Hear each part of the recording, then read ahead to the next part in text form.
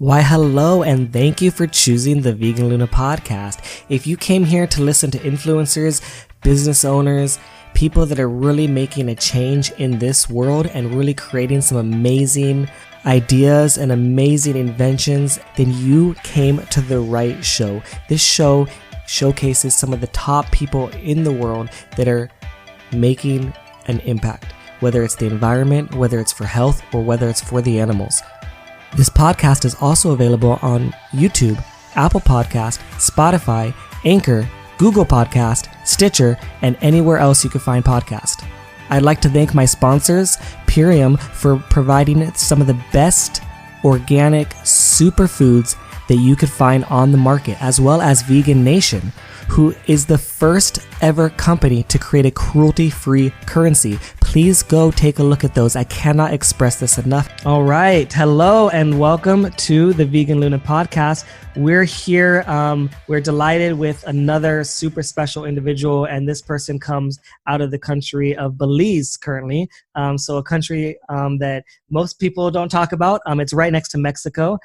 So if you guys are familiar with Mexico, that's where it's located. So we're talking to Nissrien. She is the owner and founder of Serenity Retreats Belize, which is a vegan resort community that's being built right now that we're so excited for. And also Sunset Cabanas, which is a vegan village where people can live and create. And it's like a little community that has been built out there. So we're so excited to hear the stories that she's ready to share with us, because I know that you guys are in for a really good treat. So before we do that, I want to ask you a couple what I call quick vegan questions. So I have 5 questions. They're designed to be relatively quick, but feel free to answer them as you see fit. So question number 1, what do you think it will take to get to a vegan world? Community. So I strongly believe in a sustainable vegan eco-community living. I think we need to go back to that way of life. I don't think the way of life that we're living, not that I'm living, but that a majority of the world is living right now is sustainable. I think we know this at this point. Not sustainable. And right now, what the world needs is a lot of healing and a lot of people coming together as community, rebuilding, reestablishing a natural world, a vegan world, one where we're growing our own food, where we're living in nature. This is what we definitely need to see. And the more we see it, the more inspiring it is for other people to want to live that way, because the stressful life is just not that conducive anymore. I mean, people keep talking about wanting to leave the matrix. This is all I'm hearing now. So this is definitely the direction we need to go in. Can I just make one statement before you go to your next question? I just wanted to, just to clarify, you had mentioned Serenity Retreats Belize, that we're a developing resort community. We're actually an established resort community. So it's an established treehouse resort community, already exists. We do yoga retreats here, all vegan retreats. It's everything else that we're creating, which I'll talk more about after. Oh yeah, perfect. Awesome. Yeah, sorry if I had spoke about that one. Awesome. Oh no, that's okay. Yeah, so it's interesting about sustainable. Do you think that like the challenge with 7.5 billion people would be that everyone can live in that lifestyle, and that that's a tough part? You think that that's something that's possible? Community living with 7.5 billion people? Yeah, absolutely. Yeah, there is definitely enough space on this planet. There is enough for everybody's needs here if we're working together. Obviously, you know the saying, there's enough for everyone's need, but not enough for everyone's greed. But if we're all working together as communities, absolutely, we can live so harmoniously. We can make the entire earth Garden of Eden. Awesome. That's great. All right. So question number 2, what is the biggest myth surrounding veganism, in your opinion? What's the biggest myth that you hear? That you can't get your protein from a plant-based diet. So if we're going to go in the direction of diet with veganism, then it always comes down to protein, some type of nutrient that people think that you're going to lack going vegan. So that's probably the biggest myth. Yeah, and the reality is that you can get every single essential nutrient on a plant-based diet perfectly fine. Like typically Absolutely. The only one that's a challenge because of the way that we live now and how everything's so sanitized and chlorinated and pesticide and all these chemicals is the B12, B12, so you have to just be really careful about getting the B12. Besides that, like everything is easy to obtain. everything's easy to obtain. But to be honest, when I wasn't vegan, I had issues obtaining B12. Yeah. Being vegan, I have not had any issues. Growing your own food in nutrient dense soil, you're not going to have B12 issues. So yeah, it's all about education. Oh yeah, absolutely. You're growing your own food, you're having the nutrient dense soil, it's all there, right? It's like the big commercial, places that most people eat that probably aren't getting that on any kind of diet for sure. Yeah. All right. So number 3, what is your favorite dish? What is your favorite thing to eat? If you had tabbouleh. I'm Middle Eastern background, so tabbouleh is my go-to food. Always. Like I could literally live on that day and night. Quinoa tabbouleh? Quinoa tabbouleh, yes. I will still go for bulgur wheat, but I won't overdo it with the bulgur wheat. I mostly go for quinoa tabbouleh now. Yeah. Living in Kuwait, like we would see that all over. It was very popular in pretty much in a lot of the Middle East, of course, in the restaurants, but also in the Lebanese. Lebanese restaurants, that was like for sure, and all the Lebanese ones, a staple. Yeah, absolutely. All right, so next question is, what is your favorite animal? Oh my God, my favorite animal. Yeah. Well, I don't know that I have a favorite animal. I don't know. I identify with a panther, but I don't know if I have an actual favorite. I think that's my spirit animal. I love my dogs and my pig. I don't think I have a favorite though. That one's tough, right? It's almost like disappointing. It's tough to choose a favorite sometimes, like I think the more that like the more connected you get with animals, like you feel more like closer, like of course, like like dogs, you feel like most people will feel closer to dogs, right? But then like the more time you spend with like pigs, you start loving them and learning them and like learning, their nuances and their personalities and, their intelligence. And so like you start to really enjoy their presence definitely a lot Absolutely, more. Yeah. So it's hard to narrow it down to an actual favorite. But of course, I love mine the most. So that's yeah, right. All right, awesome. So question number 5. If you could go back in time, what would be one thing that you wish you knew, all right, when you first went vegan? So imagine like you're a new vegan, maybe a week or 2 weeks in. It's like, man, I wish I knew this when I was brand new. It would have helped me a lot.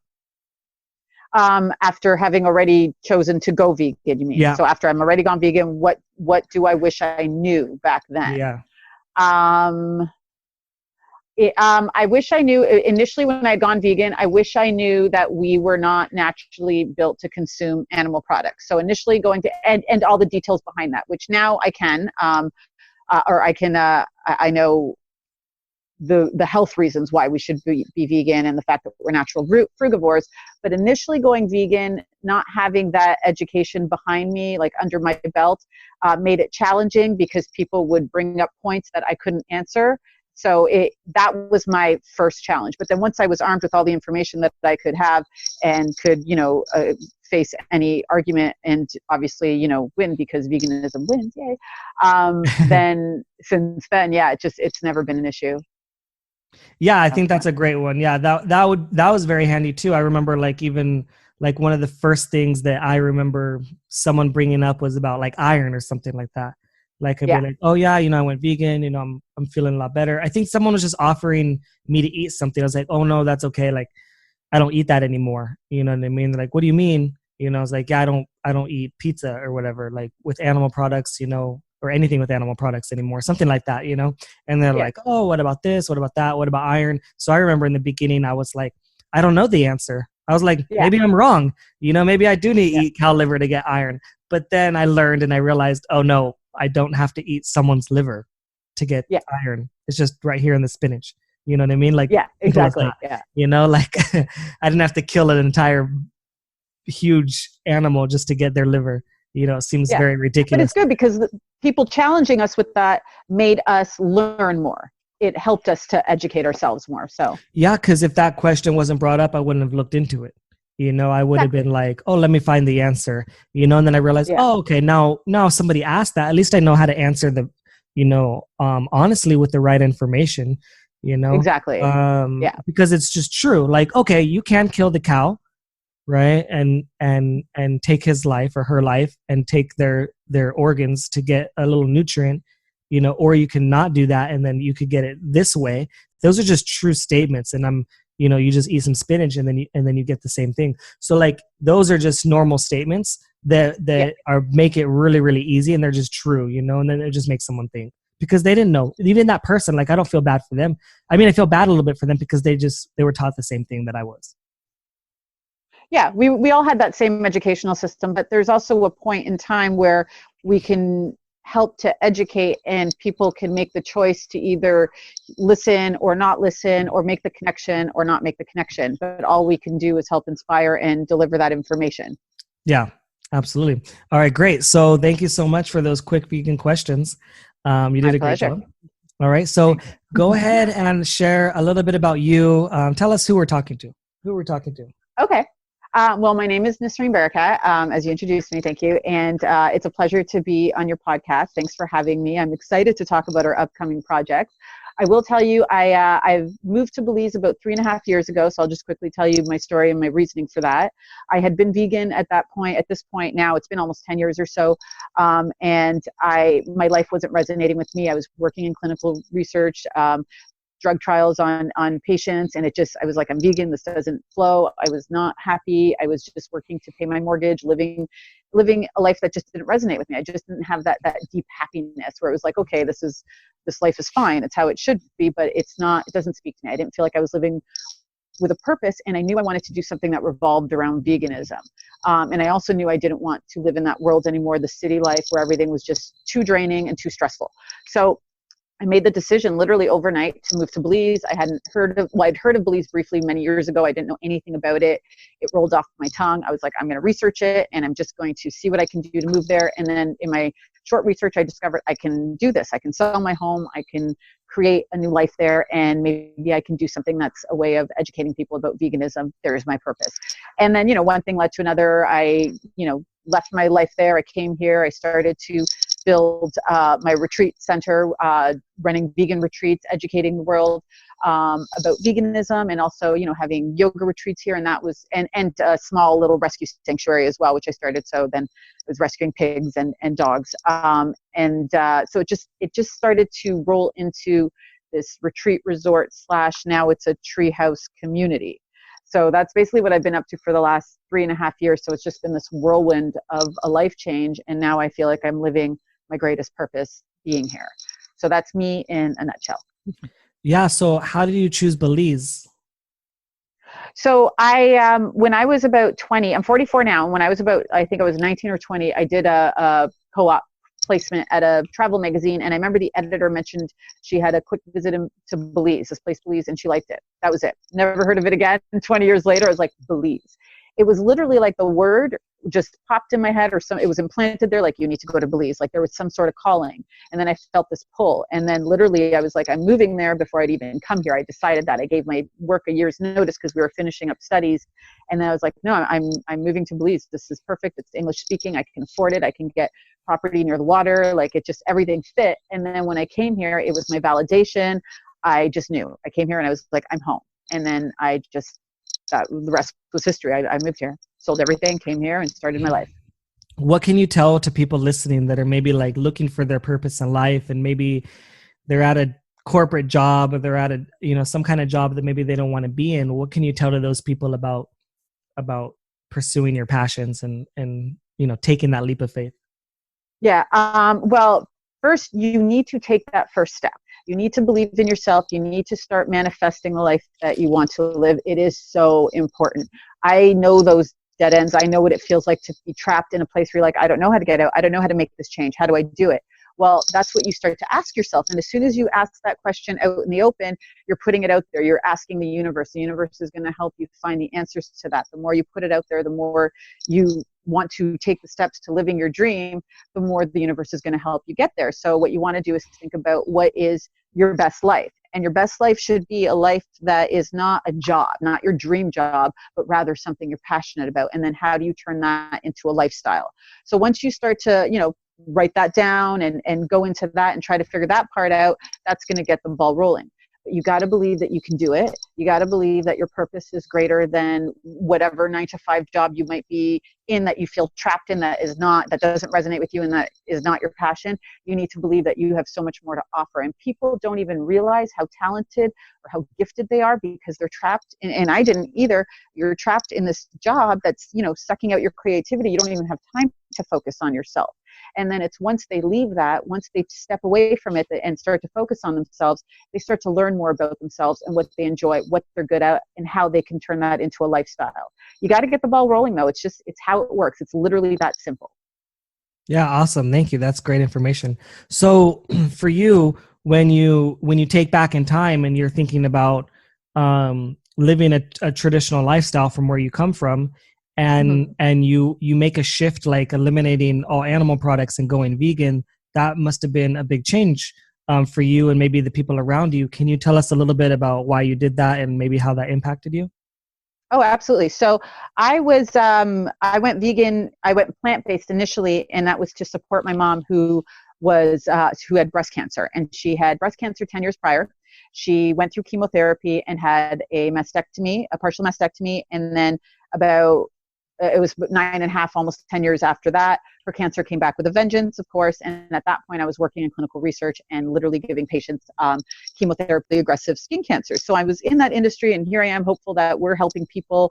And I wasn't vegan at that point, but then when the doctors had given her no hope and told her she just had a few months to live, and they had completely toxified her body with so much chemo and just sent her home to die, we were like, well, we're not giving up. There's got to be more. So I started to research, and then I learned about plant-based dieting and high dose ascorbic acid, intravenous treatments for cancer, and just all these different holistic methods, and just learning more and more about plant-based dieting and Gerson therapy. So then we started, hardcore juicing, and she started to follow Gerson therapy, and just to support her, I went plant-based as well. And the more I researched for her, the more I learned about how beneficial it is for us, how well it fights disease. And then I started, of course, you learn about factory farming and all that. And it's like this whole like world that opens up with all this information that you had no idea about, that we had no idea about. So then we started to see her get healthy very quickly. So when doctors had given her a few months to live, plant-based dieting gave her a few more years with us. Literally, her cancer was undetectable by scan 4 months after she started Gerson therapy, hardcore juicing, going completely plant-based. And then she did really well. And then the side effects from her chemotherapy did kind of catch up with her after a couple years of this, and her diet kind of, she ate a lot of sugar, and her diet kind of went back. And I'm not putting any blame on her for it coming back. She was already dealt a really hard deck to work with, because she had undergone so much chemo already. So this was like a huge lifestyle change. But we saw plant-based dieting completely bring her cancer, make her cancer become undetectable by scan within 4 months of going plant-based. And then it gave her 3 more years with us. So that was huge for me, and I had never looked back since then. That's amazing. What would you say to people that are maybe listening right now, that are maybe having a family member that's struggling with a preventable disease like cancer or diabetes or heart disease, maybe one of those major kind of preventable ones? What would you say to them if they haven't made the switch, and how that can help them? Well, I would say to them what I say to anybody that asks me that question. I do get a lot of people that ask, but whether people are open to changing their diet completely, I mean, that's up to them. But I will always say the same thing, which is you need to change your diet completely. You need to go plant-based. You need to, follow Gerson therapy. It's stood the test of time.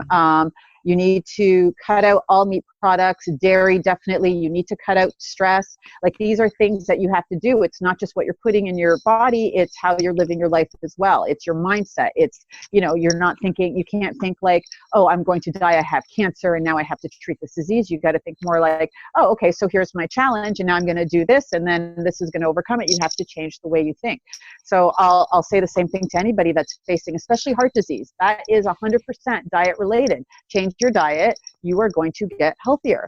Change your mindset, that's going to help you. Most cancers are often diet related. Change your diet, that's going to That's going to help you.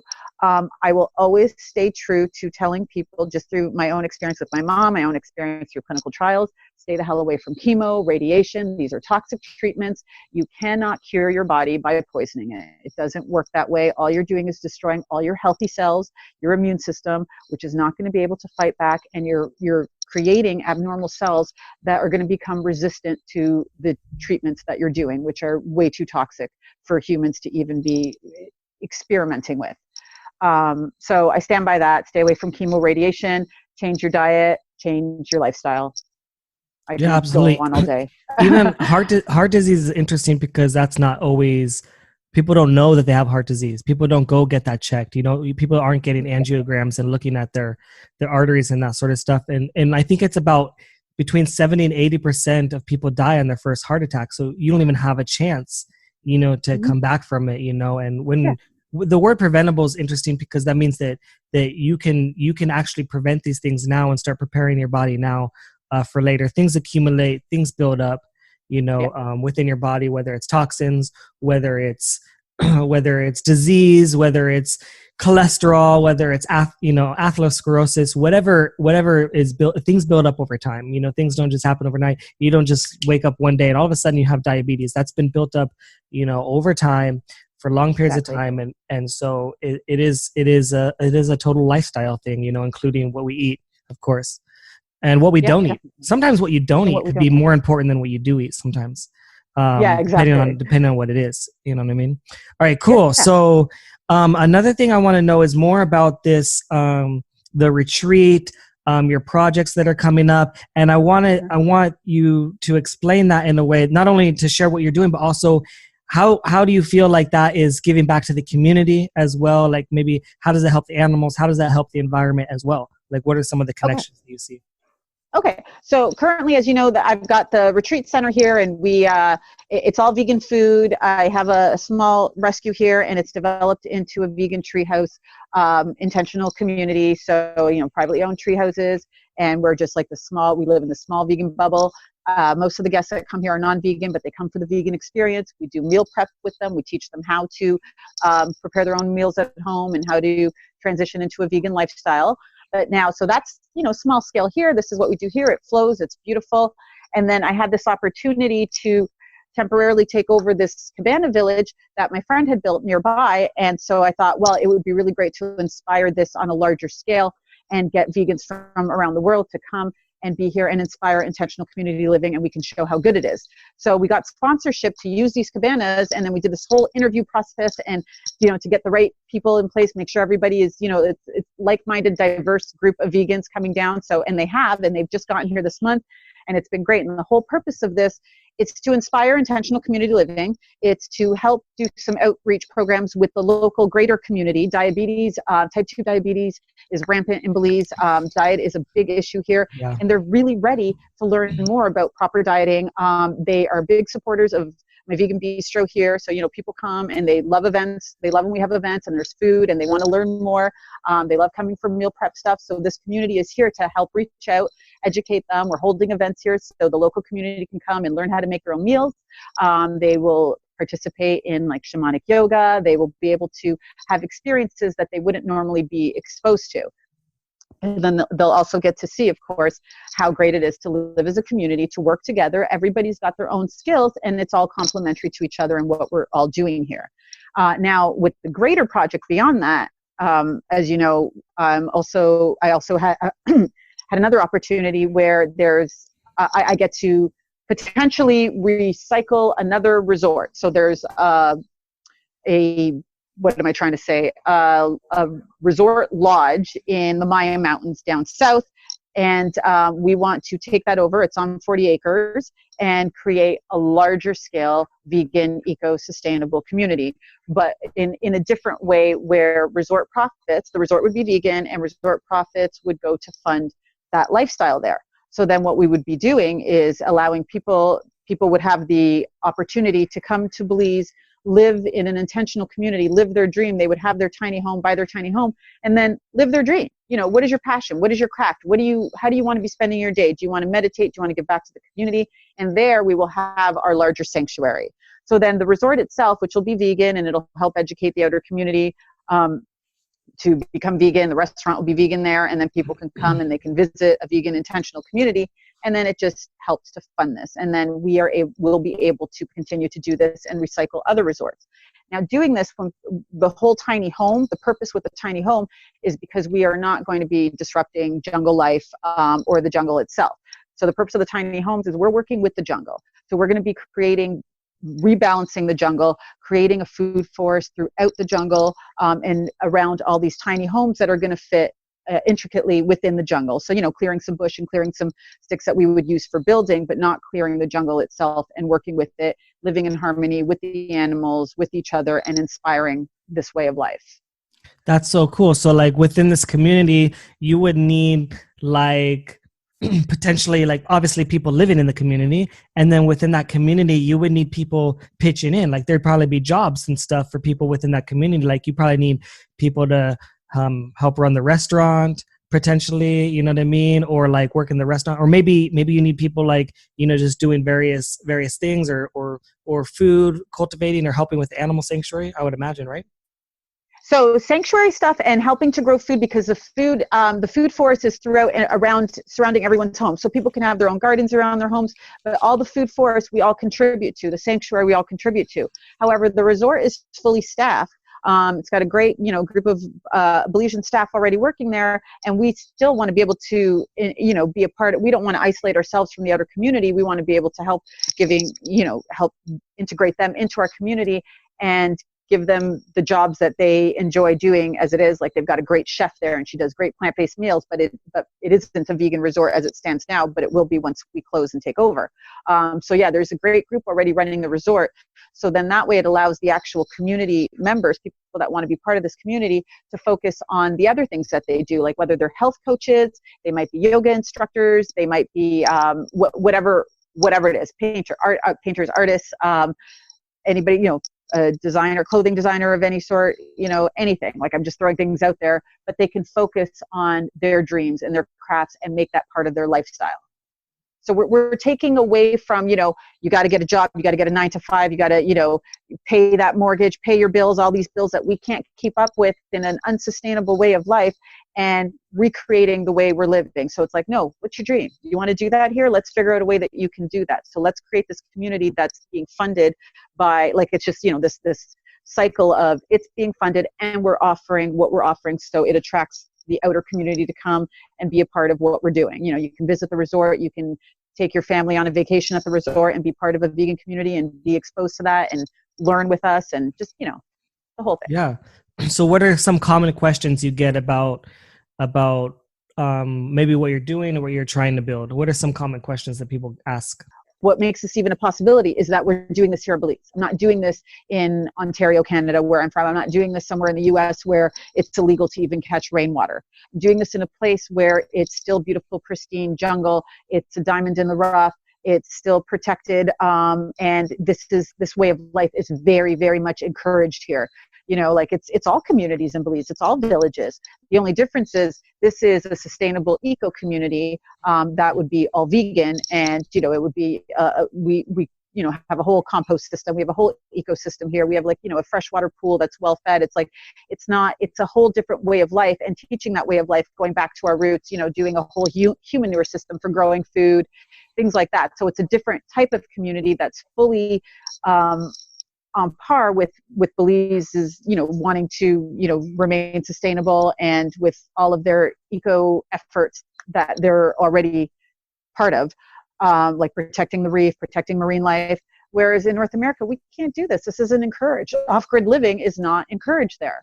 So and we're in the jungle. We're in our natural habitat. We're working with the animals. So we're able to do that here. What are so you have some people staying there right now, right? And the cabanas and everything. What's some feedback that people are having? Okay, so now where they're staying is the cabana village. So the cabana village, there's 6 cabanas. They've all got their own private cabana with their own private bathroom and bar-sized fridge. But what they share is this lodge setting, this building that has a communal kitchen. So everybody uses that kitchen to cook. And then there's the rooftop juice bar patio. So they share that and they share the grounds. But we're putting gardens, like the food, like they have some food, a bit of food growing there, but a majority of it will be here on my property here at the resort, which is a block away. I've got all the coconut trees here and stuff. So we've kind of got it spread out a bit, but that's where they reside. So they're learning how to live like a community in the sense that they're using a communal kitchen. So now there's potlucks and there's events. There's different people doing different things. There's a schedule for growing food, a schedule for building structures, a schedule for just different things. And they're learning as they go. And we're filming this. So we're video documenting this because we're creating a documentary about sustainable eco communities. So everyone is learning as they go just how to create a vegan sustainable community and how to live as a community and split projects that everyone's passionate about and, split their time in the kitchen, wherever. So what would you say for you would be like the most exciting part about this community or creating communities like this? Are you most excited about how it would help the environment? Are you most excited how it would help maybe the environment or the ecosystem, or the animals? Are you more excited how this would help maybe the animals worldwide, or more excited about maybe how it would help the environment if this was adopted more worldwide? So both. So everything. So there's three things that excite me the most about this. So it's the benefits for the environment, for the planet itself, the benefits for the animals that, rescuing is a huge part of this mission. It's one of the most important things, especially with the amount of stray dogs that are here. So a majority of who we rescue would probably be dogs as well as other farm animals. And then also it's fun. So I'm literally here living my dream. And now it's like, hey, what else is your dream? Let's create community living. It's fun. It's a great way to live. So that's what I'm doing. I'm basically just manifesting, what do you want to live? Where do you see yourself in a year from now? Oh, let's do this. Hey, it's fun. We can make it happen. So I'm reading the signs. I'm seeing the opportunities that are coming my way. And instead of being like, hey, wouldn't that be great? But nah, I'm saying, hey, wouldn't that be great? Let's try this. Yeah, so for sure. That's a big part of it. It's fun. What do you feel like are some of the challenges that you faced so far, and maybe some of the challenges that you foresee in the upcoming future? Okay, so there has been a lot of challenges. There's a lot of roadblocks. There's a lot of things where the universe is going to say, how badly do you want this? How are you going to get through this part? And a lot of lessons along the way, and a lot of, rerouting my direction with certain things, with the way I'm doing things. A lot of things I've done here have been, hey, this is a great experience. Now let's go in this direction. And that's, that's the flow of things. You experience things. Does it work? Does it not? But a lot of the challenges the reality is we're in a third world country. So things don't get done accordingly, how we might need them to be. Or for example, I get to have a meeting with the mayor regarding the closing of one of our dumps, which is supposed to be closed, and people go there and they burn garbage, and so there's things like that you deal with, and there's not really enough infrastructure for anybody. There's not really enough of anything, like nobody's really going out there and monitoring that. So these are the things that you deal with, but then you try to figure out a solution on your own. Like how can we be proactive in making these changes? So it's those challenges that we face, and then we figure out a way of making it work. So every challenge becomes something like, there's a lesson here, and we need to figure out how to make this work because it's only going to benefit us. So the third, being in a third world, those types of challenges, and just things moving at a much slower pace, being very limited with a lot of the resources here. So you have to figure out a different way of life. You will change your entire way of thinking. It's not a North American lifestyle here. And when people come here and they try to integrate that world here, it does not work. And they do end up leaving. It's two different worlds. You need to be ready to let go of that. So there's those challenges that you face, but it's also, the weather here can be challenging because it can get pretty hot. So it's challenging with growing food. And then rainy season, even though we don't get a whole lot of rain in the northern part, we do get a lot of mosquitoes during rainy season from like July till the end of November. So these are the challenges that we face. So we work around that. In Canada, I had winter, so I had to work around that challenge. Here I have mosquitoes in rainy season. Yeah, for sure. So right now, do you have like a team around you, like a team that you've assembled, that work directly with you, or are you kind of doing it solo? For which part? So there's different people that are part of different things here, like running retreats. Yeah, for the retreats. Yeah. Okay, so running retreats, currently, I'm doing that solo, but it's up and down. So right now, running retreats, I'm doing it solo, but I bring people in. So there's different, yoga teachers that are here that'll come and they'll run their retreat for that week. Health coaches, because we've got them in the community now. So, people that want to spend some time with some really, really informative, inspiring health coaches, they can do that. But so I'll have different people here at different times. So we'll have different retreats. And then this spring, I have one of the new treehouse owners are coming, and they're a plant-based chef and yoga teacher trainers. So like we're going to be adding that aspect to the retreats as well. So I do have a team, but it's up and down. So I have a team for certain things, and then a lot of times I'm here on my own. A lot of times I get to have a lot of alone time here. People use their tree houses as a second home, and then they're back in the U.S. Doing whatever they're doing or wherever they're from. But the other team, the vegan community that's here, they're staying offsite at their cabana village, which is just like a block that way. And they're a great team for everything that we're doing as far as the outreach stuff that we want to do with the outer Corozal community. So that's that team for all of that stuff. Cool. So how soon can we see the new bigger project being ready to go? So the new bigger project, we're going to be there in February, marking the spots for the tiny homes, and we're going to be video documenting the whole experience while we're there. We'll be there for 4 days, so you're going to see a lot of footage coming up, and we're going to be putting a model home here at this location, so then people will have the option of coming and seeing it and potentially staying in it, because they're definitely going to want to see that. And we want to show you how great it is to have a different style home, because we're doing things in a different manner. We're doing icosahedron 5-sided dwellings, which are, if you picture like a yurt style, something more round. You can have the option of canvas. You can have the option of wood paneling, just some different materials that can be used that are all sustainable, or you can go the treehouse option. So there's different options for people. Right now I have tree houses that people can see here, and then they would have that option at the new location. But the model home will be the 5-sided icosahedron shape, and with a loft in it, so they'll see that diverse type of home, which I really believe is the way of the future. Rather than just, everybody getting the same, boxy square homes. And I mean, a lot of this is my surrounding influences, my partner who's a big believer in this. And I fully agree with them. And I'm just going to turn this so you see that the community that's here just currently is building that shade house there, doing an I don't know if you could see it very well, but yeah, I can see. Yeah. Okay, cool. Doing an icosahedron shape. And it's hurricane proof. It gives you more space inside, and it creates a more harmonious peace of mind. So, and we're learning more about that sacred geometry and how that just helps, alleviate stress. It helps with your mindset. It just helps with a lot of things. So nice. That's so cool. Yeah, I'm super excited. I mean, I really want to learn more about this, and I know the people listening will want to learn more about this. So is there one big thing that maybe you want to add that you didn't talk about, or maybe something that you really want to reiterate and state again that you feel like is really important, like people listening, they can't forget this? Actually, one thing that we didn't touch on and that I would like to add is the importance, not only just the importance of vegan lifestyle and your diet, it's important in how you live and how you manifest to really clean up your diet and keep an alkaline body. Clean mind, clean body, clean spirit. This is the way that you're going to raise your vibration. This is the way that you're going to manifest things a lot easier. This is the way that you're going to gain clarity.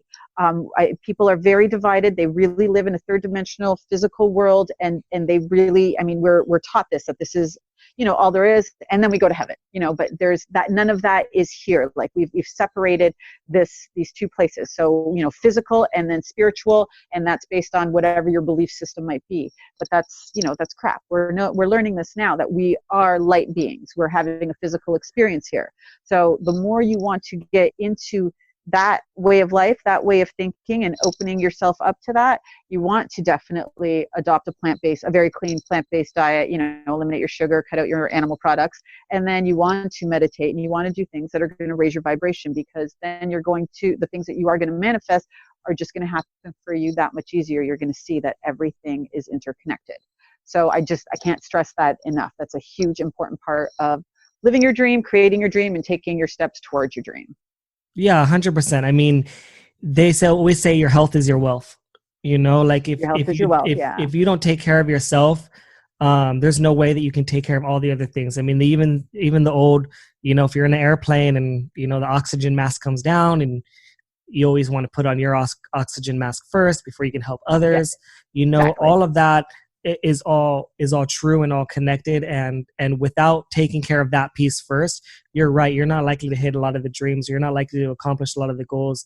that you want, even the ones that maybe like have bad health and that are successful. Like, I mean, some of those guys have to really persevere and really have to suffer a lot more than they need to, you know. A lot more than they need to. Exactly. They could do it a lot, probably a lot healthier, and maybe get even better goals or better accomplishments, you know. Who knows what they could become if they did that, you know. But I think that's definitely a huge trend, especially in the successful or businessy world or all those sort of things. You know, health is becoming something that people do talk about, you know, all across the board, you know what I mean? And it's really interesting to see. I mean, some got it right, some don't, but at least they're talking about it. At least they're talking about it, and it's becoming more of a talking point. Even for myself, like first I went vegan for health, you know, but then I learned about the animals and the environment. I learned how much I want to impact that.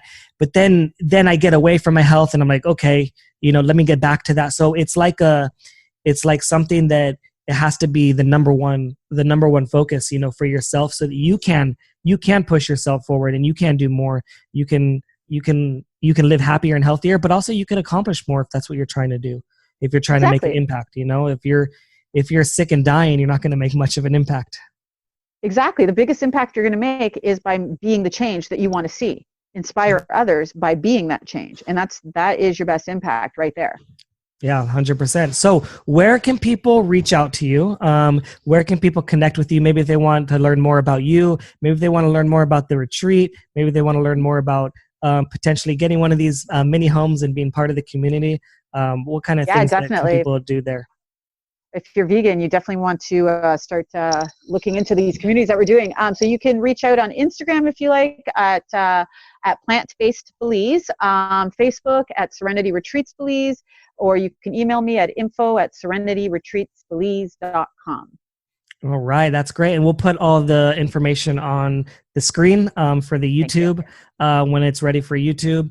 Thank you so much. I learned so much from you and I had a great time. It looks absolutely beautiful where you are. Anyone that's listening to this podcast, please make sure to watch on YouTube. It'll be available on YouTube so you can watch and you can see kind of like the beautiful background when she was showing the houses. I'm also going to put footage, you know, of some of the stuff that we talked about on the YouTube so you can get people can get pictures of that and videos so they can see what exactly are you talking about. All right. So I think that's another cool way that people can get a chance to see what's going on. They can listen and watch at the same time. All right. That's great. Thank you so much. Yeah. Have a beautiful rest of your day. And can't wait to talk to you soon.